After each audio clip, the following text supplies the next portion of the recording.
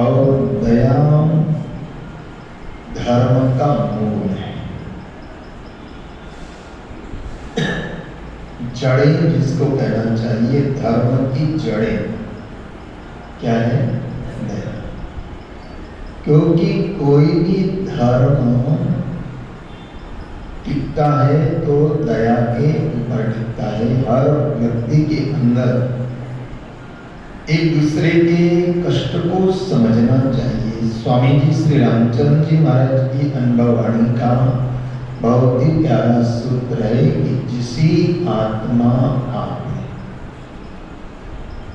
जिसी आत्मा अपनी और किसी और के जान, एको दर्द विचार के और करिए नहीं। जैसा मेरा शरीर है ऐसा दूसरे का शरीर है, जैसी मेरी आत्मा है ऐसी दूसरे की भी आत्मा है। जैसा मुझे कष्ट होता है ऐसा दूसरे को भी कष्ट होता है। और ऐसा विचार करके और दूसरे को हानि नहीं पहुंचाना, ये तो हो गया। लेकिन हमारे सामने कोई जीव कष्ट में है, कष्ट में है, परेशानी में है, और उस कष्ट को मिटाने के अंदर हम अगर सक्षम है तो उस कष्ट को मिटाने का पुरुषार्थ करने का नाम भी क्या है? दया। और सुत जी महाराज ने कहा कि धर्म का मूल जो है जीव रक्षा है। धर्म का मूल क्या है? जीव रक्षा है।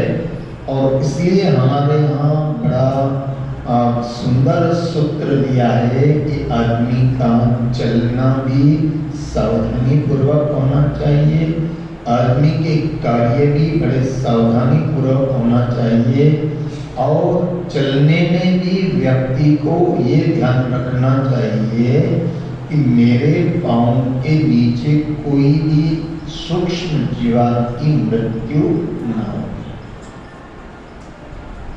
ये सारे जीव दया के ही अंग है कि हम जो जल पीते हैं उसको भी जानकर पीना चाहिए, और जानकर के पीने के साथ में जिस गरणे से जल को हम छान रहे हैं, जिस गरणे से हम जल को छान रहे हैं, कपड़े से जिसको छान रहे हैं, तो उस कपड़े को भी फिर पानी से धो करके और फिर स्वच्छ करके रखना चाहिए, जिससे वो जीवात की मृत्यु न हो। बह जाए पानी में, बहते हुए पानी में निकल जाए।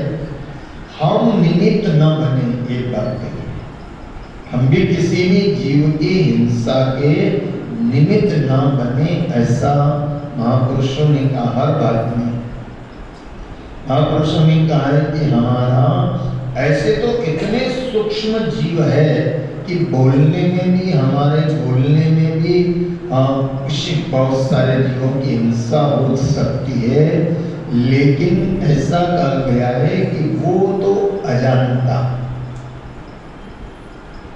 और अनजान के अंदर हो रहा है, तो अनजान में जो हो रहा है तो उसके लिए क्या है? बोले रोज भगवान से इसके लिए माफी। अर्जुन ने कहा ना, अर्जुन को जब भगवान श्री कृष्ण ने इतना बड़ा दिव्य गीता का ज्ञान दिया, तो गीता के ज्ञान के पश्चात अर्जुन ने भगवान कृष्ण से कहा, अजानता मयि मनत्वेदं मया प्रमादा प्रणयेन भाति। महाराज, मेरे अज्ञान के अंदर कई बार आपको ऐसे शब्दों का उच्चारण किया है जिसका मुझे कुछ भान। आज मैं जान रहा हूं कि कृष्णम वंदे। कृष्ण कौन है? बोले जो सारे संसार का, जगत का कल्याण की जिसके अंदर भावना है, और सबके कल्याण की जिसके अंदर भावना है, वही जगत गुरु है। जिसके मन के अंदर सबके कल्याण की भावना है, वही जगत गुरु है। और आदि जगत गुरु शंकराचार्य जी महाराज ने भी यही सूत्र दिया है, जिनको सबसे पहले व्यक्ति के रूप में सबसे पहले किसी को जगत गुरु का जो है जगत गुरु के शब्द से विभूषित किया गया, ऐसे आदि गुरु शंकराचार्य, आदि जगत गुरु शंकराचार्य, उन्होंने भी यही सूत्र दिया कि सब कौन बोले, जो सबके कल्याण की भावना रखता हो वो जगत गुरु है।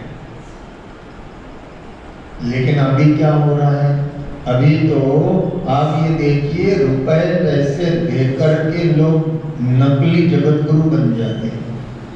अभी मैं इंटरव्यू पढ़ रहा था एक महात्मा का कि अभी जो है ना करीब 83 व्यक्ति नकली जगत गुरु धरती के ऊपर घूम रहे हैं, जिनको एक जिला भी नहीं जानता है, जिनको पूरा जिला भी नहीं जानता, लेकिन पैसे के बल पर जगत गुरु बन के घूम रहे हैं। सबके कल्याण की भावना। जगत गुरु कौन? भगवान श्री कृष्ण जगत गुरु क्यों है? क्योंकि वो सबके कल्याण की भावना, कृष्ण तो गए थे औरों को भी समझाने के लिए गए थे, औरों को समझाने के लिए गए थे। वो तो चाहते थे, ध्यान देना, कि हिंसा न हो, चाहते थे हिंसा न हो, लेकिन फिर भी अगर कोई न समझे और अपनी किसी का हक दबा करके बैठे तो फिर तो कृष्ण को लड़ने का उपदेश देना पड़ा। वो चाहते थे। और दुर्योधन से भी कृष्ण ने क्या कहा? मानो वचन हमारो राजन, मानो वचन हमारो, और 5 गांव पांडवन को दीजिए और राज्य सब थारो। हे दुर्योधन, मैं नहीं चाहता कि युद्ध हो, और युद्ध होगा तो क्या होगा? हजारों लोग मारे जाएंगे और हजारों लोग मरेंगे, तो हजारों लोगों की पत्नियां विधवा हो जाएगी, और विधवा हो जाएगी, फिर धर्म का अनाचरण होगा, और कौन सी संतानें पैदा होगी? तो धर्माचरण समाप्त हो जाएगा। इसलिए हे महाराज धृतराष्ट्र, आपको मैं कहना चाहता हूं कि पांडवों का हक पांडवों को। बोलो, सबके कल्याण की भावना थी कि नहीं थी? और इसलिए कृष्ण जगत गुरु है। सुदेव सुतम देवम कंस चाणूरमर्दनम देवकी परमानंदम श्री कृष्णम वंदे। और भगवान शिव को त्रिभुवन गुरु कहते हैं। भगवान शिव त्रिभुवन गुरु क्यों है? क्योंकि वो मंगलमय है, कल्याण स्वरूप। शिव को क्या कहा है? कल्याण स्वरूप है, मंगल स्वरूप है, और मंगल स्वरूप है शिव, इसलिए वो त्रिभुवन का गुरु। तो सबका हित चिंतन करने वाला, अपने शत्रु का भी जो हित चिंतन करे, वो कृष्ण जगत गुरु है। वो कृष्ण क्या है? जगत गुरु है। तो यहाँ बताया गया है कि धर्म का मूल क्या है, और संजय के आखिरी शब्द है भगवत गीता का आखिरी श्लोक क्या है? आखिरी श्लोक क्या है? क्योंकि परमात्मा को, कृष्ण को, भगवान को, राम जी को कहो, कोई भी सुर को कहो, वो क्या है? वो बोले करुणामय करतार। श्री महाराज की वाणी के शब्द है। कौन परमात्मा जिसको जगत गुरु कहा जाता है, वो कैसा होना चाहिए? बोले करुणा। क्या नाम? कौन है वंदनीय? जिसके जीवन के अंदर करुणा है। कौन वंदनीय? किसको वंदन करना चाहिए, किसको प्रणाम करना चाहिए? बोले जिसके जीवन के अंदर क्या है? श्री महाराज के शब्द है, करुणामय करतार कर्म सब दूर निवारे, और भक्त विचलता विरद भक्त तत्काल उधारे, राम चरण वंदन करे सब ईशन के ईश, जगपालक तुम जगत गुरु, जग जीवन जगदीश। कौन जगत गुरु? जो करुणा है, जिसके अंदर करुणा मुदिता प्रसन्नता भरी हुई है, वो जगत गुरु है। करुणामय करता कर्म सब दूर निवारे। हमारे ऐसे कर्म भी हो जाए लेकिन उसकी कृपा हो जाए तो वो कर्म भी हमसे, करुणामय करता कर्म सब दूर निवारे, और भक्त विचलता विरद भक्त तत्काल उधारे, राम चरण वंदन करे सब ईशन के। वो सबका ईश है, जितने भी ईश है उन ईशों का भी वो क्या है? राम चरण वंदन करे सब ईशन के ईश, और जगपाल और जो जगत की पालना करने वाला है, किसी की रक्षा करने वाला है, किसी को प्रताड़ित करने वाला नहीं।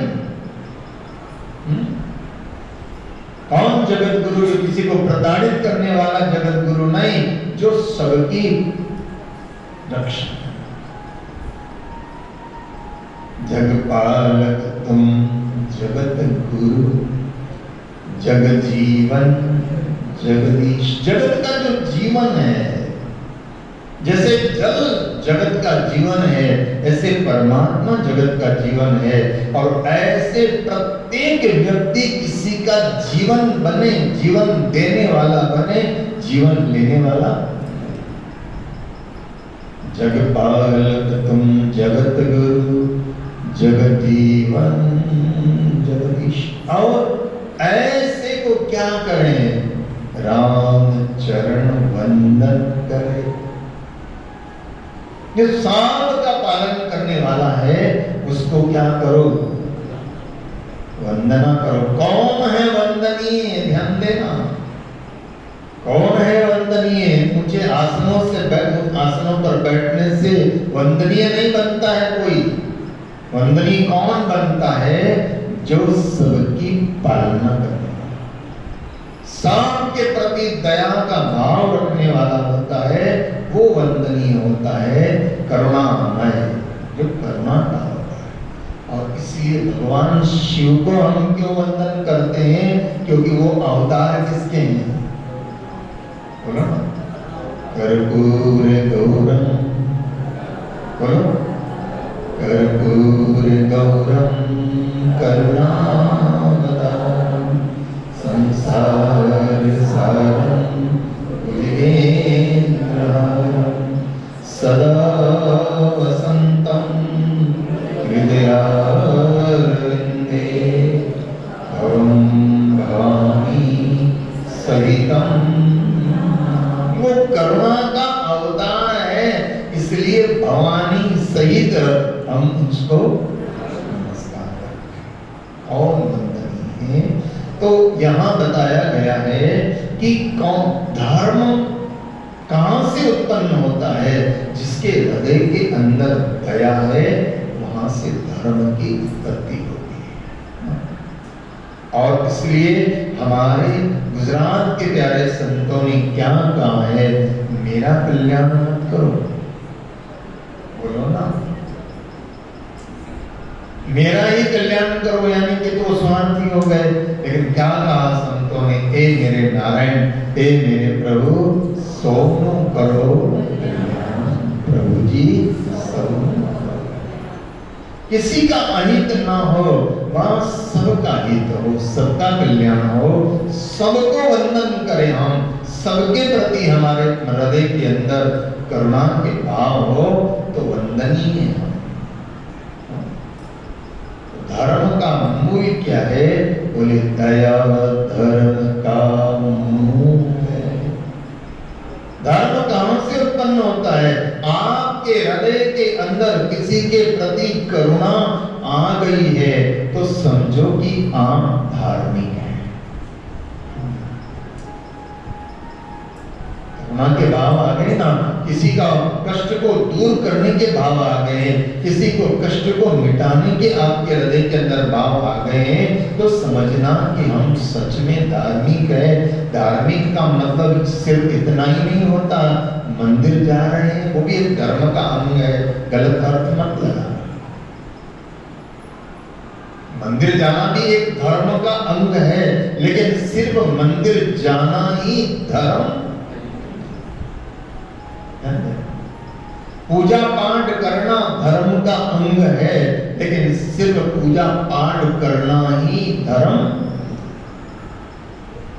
सत्संग करना कराना धर्म का अंग है, लेकिन सिर्फ सत्संग करना कराना ही धर्म नहीं। ये जीवन मिला है तो कैसा होना चाहिए कि भगवान मेरा जीवन सद्धर्म के लिए, भगवान मेरा जीवन सद्धर्म के लिए हो, और हो जिंदगी तो लेकिन उपकार के लिए, और जिंदगी तो लेकिन उपकार के लिए हो, और सुंदर स्वभाव मेरा मेरे दुश्मन का मन रिझाले, वो देखते ही कह दे तुम प्यार के लिए हो, और हमें विवेक जागे। धर्म को कब याद रहेगा हमको कि हमें विवेक जागे, हम धर्म को न भूले, और चाहे हमारा सिर तलवार के लिए हो, मन कर्म और वचन से सब जाति का भला हो, और चाहे हमारी नैया मझधार के लिए हो, भगवान मेरा जीवन सद्धर्म के लिए हो जिंदगी तो लेकिन उपकार के लिए। मनुष्य को एक कहते हैं, एक नाम है मनुष्य का इंसान। क्या नाम? इंसान। जो शान से जिए, इनका मतलब होता अंदर, अंग्रेजी शब्द है इन। आप देखना किसी बंगले की तरफ एक निकलने का होता है तो उसको एग्जिट और इन यानी प्रवेश। जिसके अंदर शान प्रवेश कर गई, शान का मतलब कोई अकड़ में जीने का नाम शान नहीं है। लोगों के पास हम बड़े शान से जीते, वो अहंकार है। इंसान जिसमें इंसानियत हो, क्या हो? इंसानियत हो। और इंसानियत क्या है? किसी के काम। इंसानियत क्या है? किसी के काम जो आए उसे इंसान कहते हैं। किसी के और से सभी काम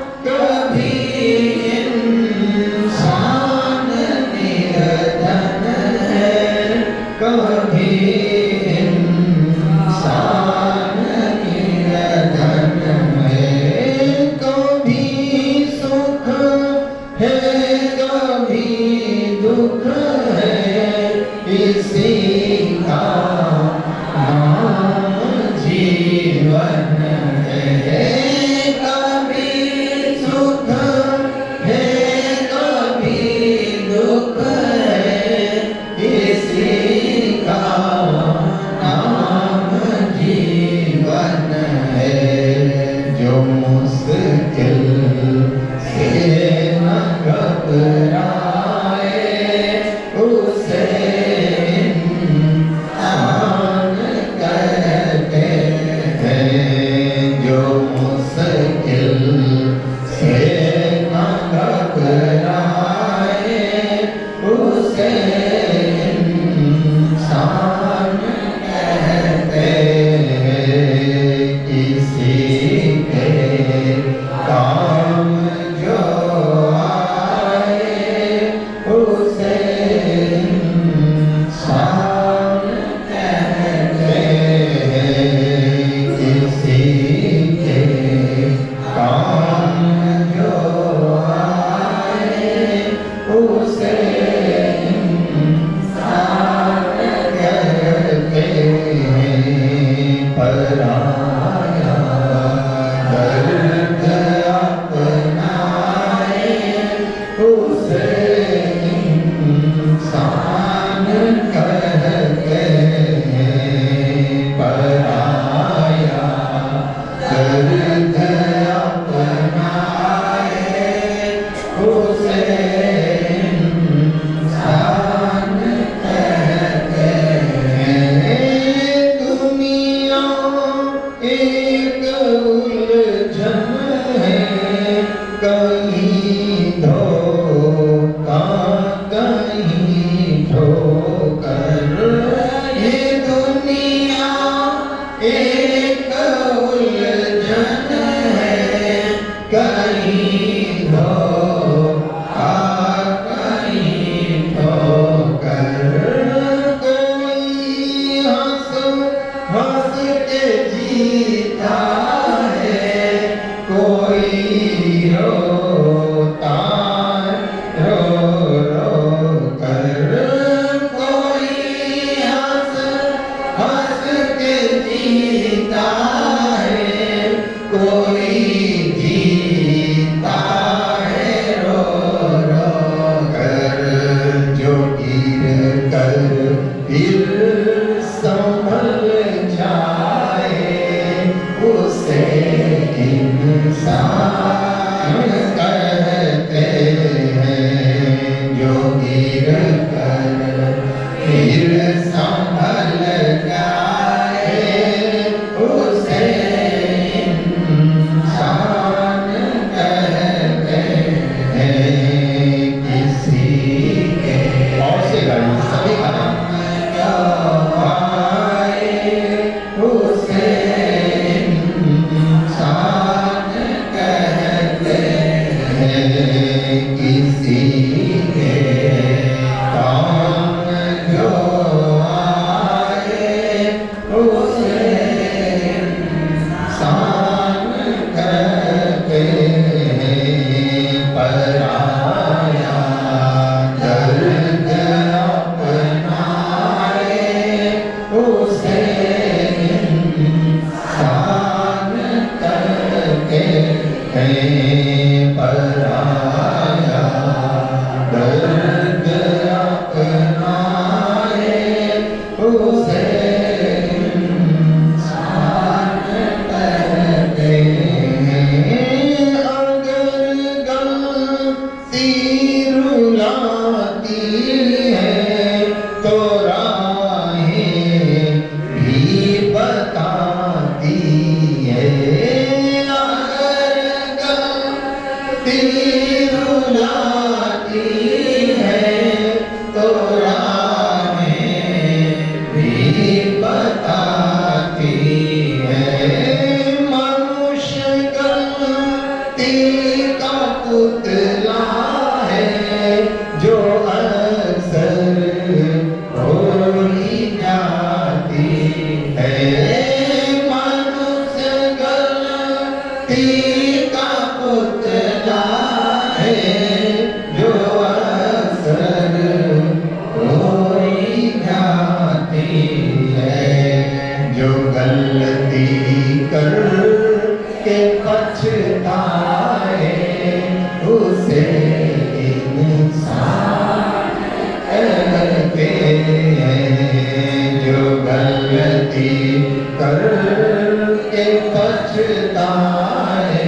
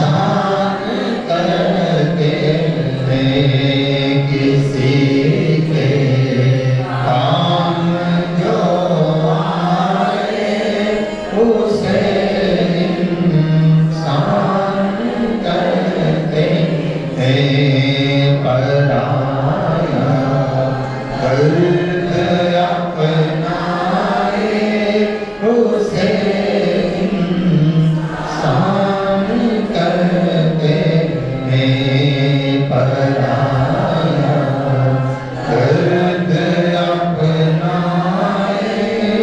उसे इंसान कहते हैं।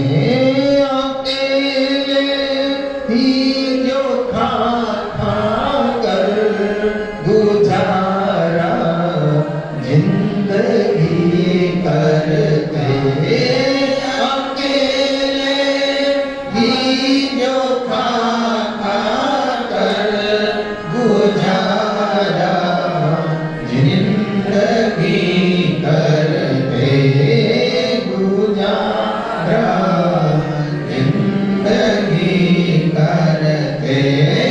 यूं भरने को दुनिया में पशु भी पेट है भरते, यूं भरने को दुनिया में पशु भी पेट है भरते।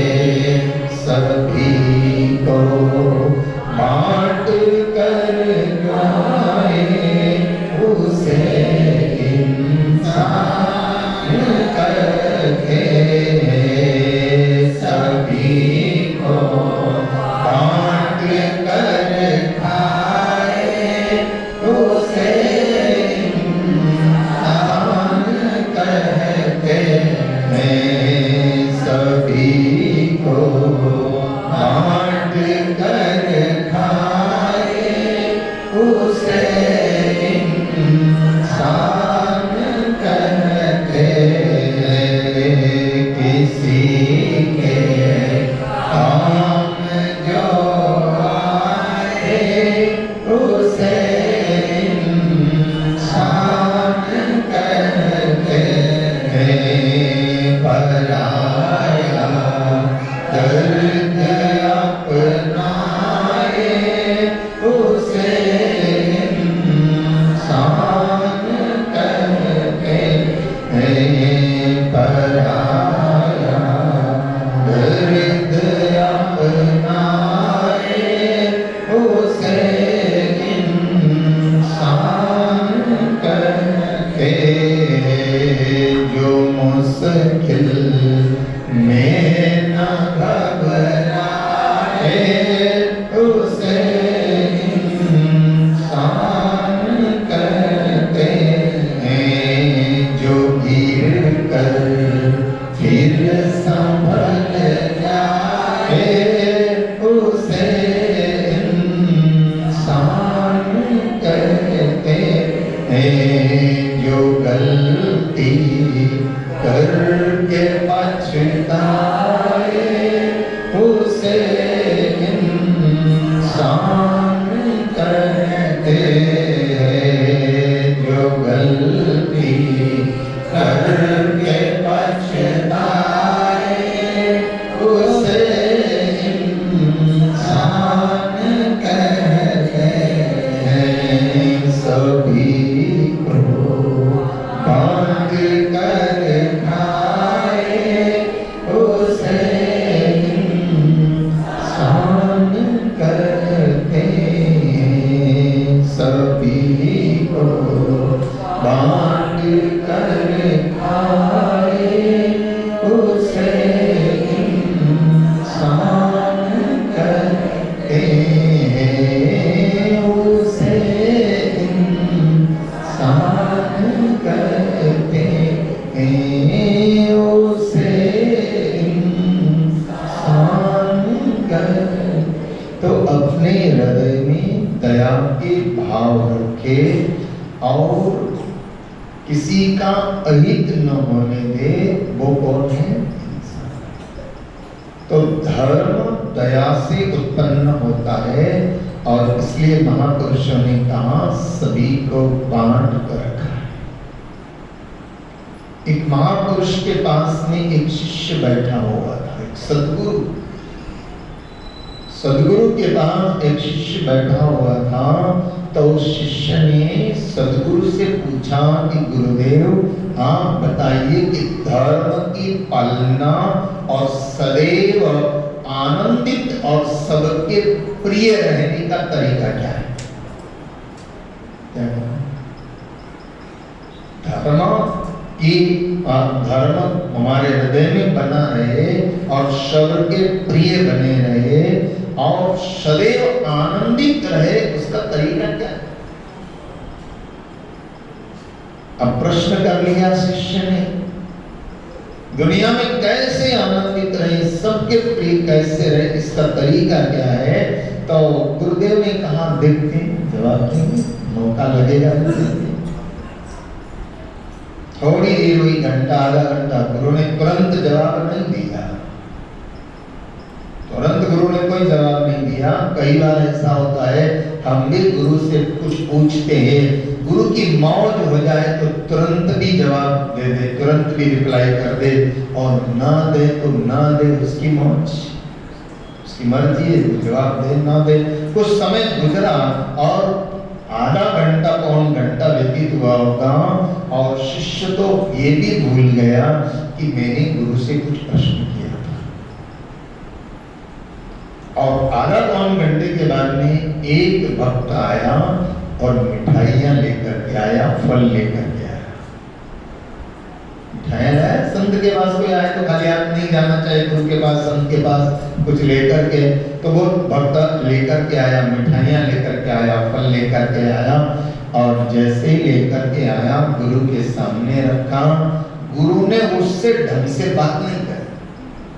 जो मिठाइयां लेके आया, फल लेके आया, उससे ढंग से बात भी नहीं करी और सीधा डब्बा खोल करके गपागप खाने लगे। न तो चेले को दिया और न आने वाले भगत को दिया, महात्मा अकेले ही सारी मिठाई फल भी खा गए। थोड़ी देर में वो बैठा रहा बेचारा, थोड़ी देर तो वो बैठा रहा कि अब बोलेंगे तो महात्मा तो खा पी के और चादर ओढ़ के सो गए। जब वो भक्त ने कहा कि तो ओढ़ के सो गए, ये कैसे महात्मा है, सो गए तो, और जब वो सो गए वो भगत ने सोचा चलो कहाँ गलत जगह आ गया, गलत जगह आ गए अपन, ये काम महात्मा। जब वो जाने लगा तो गुरु ने शिष्य से कहा जाओ इसको जरा थोड़ी दूर तक पहुंचा के आओ और रास्ते में पूछना कि मेरे गुरु जी कैसे हैं। और शिष्य चला और शिष्य गया, आगे जाकर के पूछा कि अरे आप आए थे तो मेरे गुरु जी कैसे लगे आपको? गुरु जी काहे के गुरु जी, ये तो भुक्कड़ है। क्या कहा? ये तो भुक्कड़ है, भुक्कड़ ऐसा लगता है कि भूखा मरते बाबा बन गया।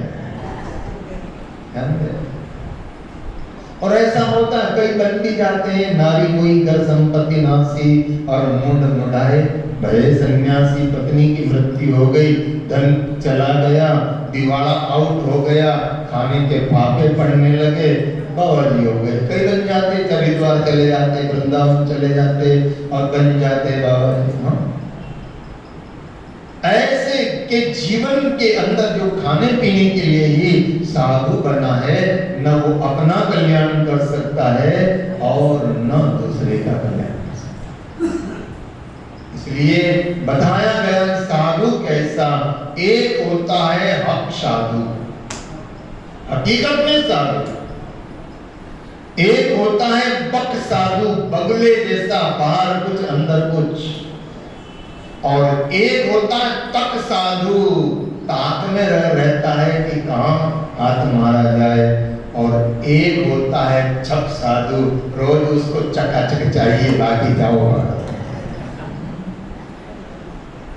तो शिष्य को उसने कहा काहे के गुरुजी, ये तो देखो मैं फल लेकर के आया, आखिर में तो इनको ही खाना था, इनके लिए लेकर के आया, लेकिन कम से कम मैं आया तो मुझसे बोलते तो सही, राम राम तो करते, कुछ ज्ञान चर्चा करते, ये तो टूट पड़े।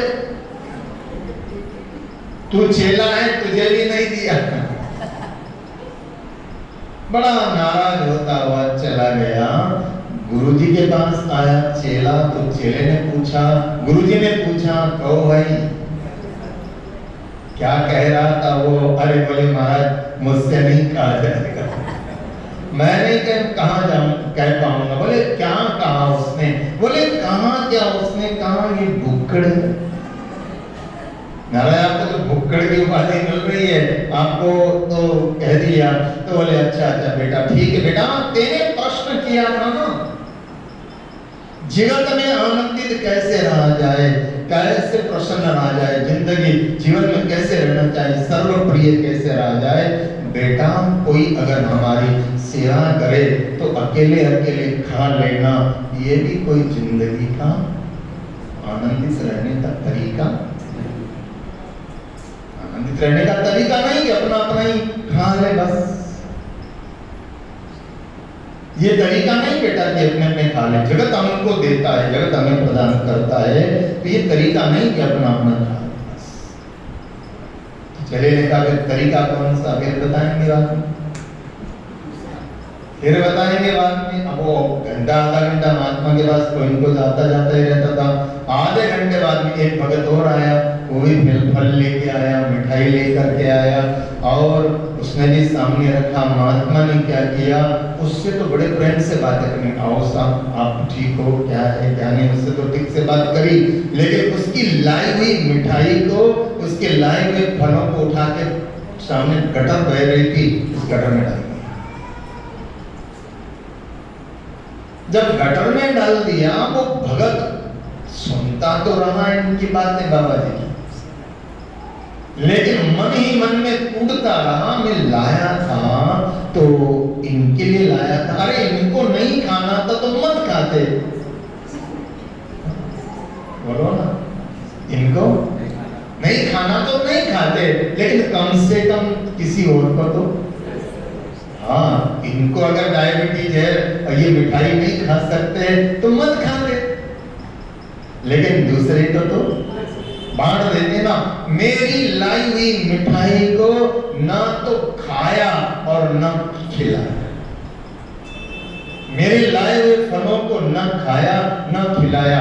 कई लोग ऐसे भी होते हैं कि खुद तो नहीं खा सकते तो नहीं खा सकते, लेकिन दूसरे को भी खाने।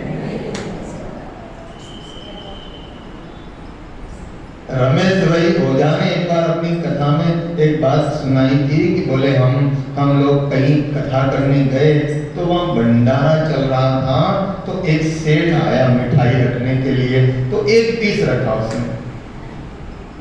मैंने कहा रे 2-4 तो रख। बोले महाराज कहीं डायबिटीज तो नहीं है आपको?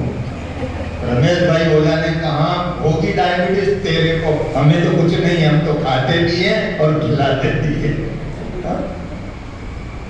तो कुछ लोग ऐसे होते हैं कि ना तो खुद खाते हैं और ना खिलाते हैं, और ऐसी परिस्थितियों में कई बार ऐसा होता है कि कई चीजें खराब हो जाती हैं। बोलो ना देवियों, मैं तुमसे भी कह रहा हूं, घर में कोई मिठाई आए तो फ्रिज में दबा के नहीं रख देने का, खुद नहीं खा सको तो किसी को तो फिरसो। बोलो अरे अच्छी लगी बात तो बजाओ ताली जरा। हाँ कोई भी घर में कोई चीजें आई है, अच्छी चीजें आई है, रखी हुई है, अब कई बार ऐसा होता है कि वो रखी खराब हो जाती है। अरे तो तुम्हारे घर में अगर कोई नहीं खाता है तो पड़ोस में दे दो, गरीबों को दे दो, काम करने वालों को दे दो, नौकरों को दे दो, लेकिन खराब तो मत होने दो ना। परमात्मा ने हमें जो उपलब्ध कराया है तो खा नहीं सकते तो कम से कम। लेकिन महाराज वो भक्त जब जाने लगा तो वो महात्मा तो बड़े ज्ञान बातें करते रहे, लेकिन वो भगत ने बातें सुनने में मन ही नहीं लगे, और बार बार चिंतन कहाँ जाए, मेरी मिठाई को फेंक दिया, मेरी फलों को फेंक दिया। वो महात्मा का ज्ञान क्या पत्थर सुने? जाने लगा तो महात्मा ने चेले से कहा जा दरवाजे तक पहुंचा दिया, पूछना। उसको भी रास्ते में पूछा, कहो भैया जी हमारे गुरु जी के बारे में क्या विचार है? अरे क्या विचार है? मैं तो खुद खाया, मैं दूसरे को खिलाया, ज्ञान की बातें तो बड़ी करते हैं, लेकिन मेरी वस्तु को ऐसे फेंक दिया कि जैसे मैंने कोई जहर मिला के लाया, और खुद को नहीं खाना था तो मत खाते, दूसरों को तो देते कहीं से। और ध्यान देना, जो आनंद देने में होता है वो आनंद लेने में नहीं होता। पता है, जो आनंद देने में होता है, जो प्रसन्नता, जो आनंद, जो खुशी जिसको देने में आती है वो लेने में उतना आनंद नहीं आता है। तो वो भक्त भी बड़ा नाराज होता हुआ गया। गुरु को आकर के शिष्य ने बताया, गुरु ने पूछा क्या कह रहा था, बोले ऐसा कह रहा था। तो गुरु ने कहा बेटा ये भी तरीका ठीक नहीं है, बातें तो हम ज्ञान की करें लेकिन जो मिला है उसका दुरुपयोग करें। उसका क्या होना चाहिए, सदुपयोग होना चाहिए। दुरुपयोग नहीं, फेंक दिया, नष्ट कर दिया, ये भी जीवन जीने का तरीका। बोले गुरुजी कौन सा है, बोले ठहरो।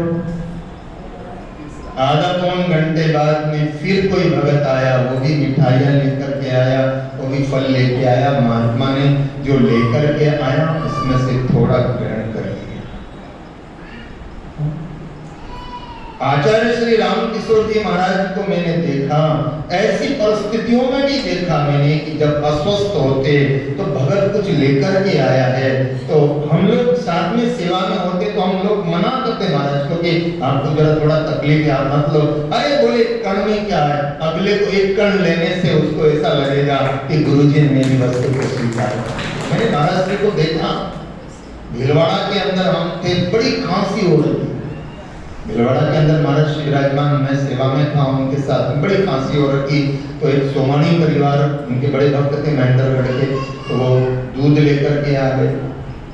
अब दूध लेकर के आए तो मेरा स्वभाव थोड़ा सा गलत, तो मैं वो लेकर के आया, मैंने उस सोमानी जी को डांटा। मैंने कहा सोमानी जी आपको मालूम है कि महाराज जी को 8-10 दिन से बहुत तेज खांसी है और दूध आप लेकर के आए हो तो आपको नहीं लाना चाहिए। बोले मेरी इच्छा थी हुई थोड़ा सा, मैंने उनको सोमानी में थोड़ा डांटा तो महाराज जी ने मेरे को कहा बेटा ऐसा नहीं करने का, देखा ऐसा नहीं करने का। मैंने कहा आपको खांसी, बोले लेके आ दूध। अब हम लोग सेवाधारी, हम लोग सेवा करने वाले, हमको बड़ा बुरा लगता कि महाराज जी को तकलीफ बढ़ जाएगी, लेकिन महाराज जी ने कहा थोड़ा ले आओ। एक चम्मच से भी आधी चम्मच महाराज जी ने ले ली। बाद में कहा बेटा मैं तो नहीं पी सकता हूँ, लेकिन तुम तो लहर करो ना। महाराज जी ने क्या कहा, अरे मैं नहीं पी सकता हूँ, वो लाया है ना तो कोई बात नहीं, लाया है तो उसको मना नहीं करने का। महाराज जी ने क्या कहा, लाया है उसको मना नहीं करने का। चलो उसका मन रह गया, आधी चम्मच सा उन्होंने ले लिया और फिर हमको कह दिया जाओ पीछे जाकर पी लो, तुम तो बच्चे हो, तुम्हारी पीने की उम्र है। ये सद्गुरुओं का जो है लक्षण। तो कहने का मतलब वो भक्त लेके मिठाई लेकर के आया तो महात्मा जी ने थोड़ा सा मिठाई खुद ने ले ली, पास में चेला था उसको भी दिया, और भी एक दो भगत आ गए तो उनको भी थोड़ा थोड़ा मिठाई बांट दिया और बाकी सबको वितरण कर दिया आराम से। और थोड़ी देर बैठ के महात्मा जी ने सत्संग किया, आनंद किया, और उसके बाद में सब लोग विसर्जन जाने लगे। तो जो मिठाई लेके आया था उसके पीछे पीछे चेले को लगाया, जाओ बेटा जरा इसका तारण तो लेके आओ, क्या कहना चाहता है।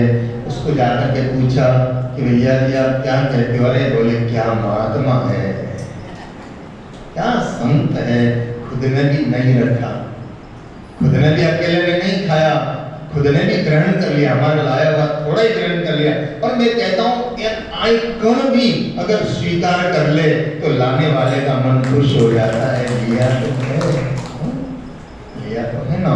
तो गुरु ने भी लिया, शिष्य को भी बांटा, सबको दिया, सत्संग भी सुनाया और आनंद ही आनंदित है, बड़ा प्रशंसा करता हुआ गया।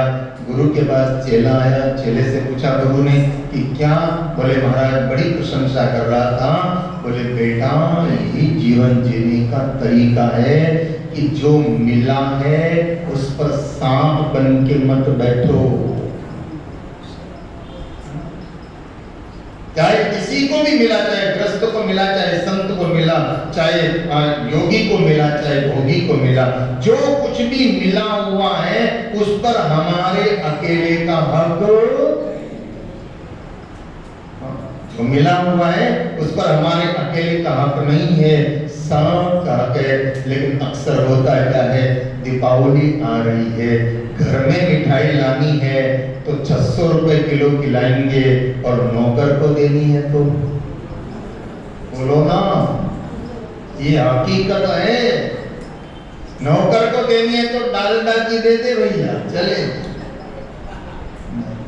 ये तरीका नहीं है, ये जो है धर्म का मूल नहीं है। धर्म का मूल क्या है, जैसा हम खाते हैं वैसा दूसरे को भी खिलाने का प्रयास करें। कि अपने दुख में रोने वाले, अपने दुख में रोने वाले तू मुस्कुराना, अपने दुख में रोने वाले तू मुस्कुराना सीख ले, और जिंदगी में तू किसी के काम आना, जिंदगी में तू किसी के काम आना सीख ले।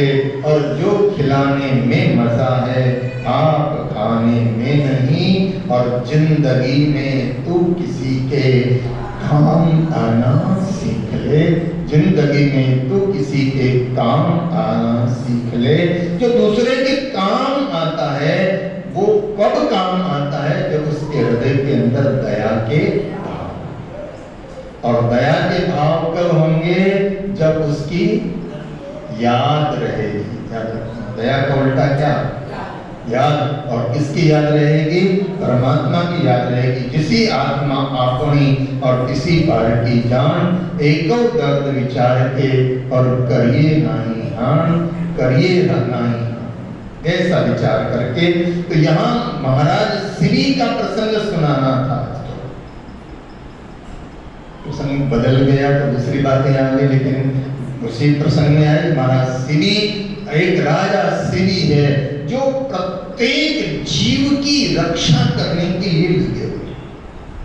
किसी भी जीव का हनन नहीं होना चाहिए, ऐसी लगे हैं जिनका नाम है महाराज शिवी।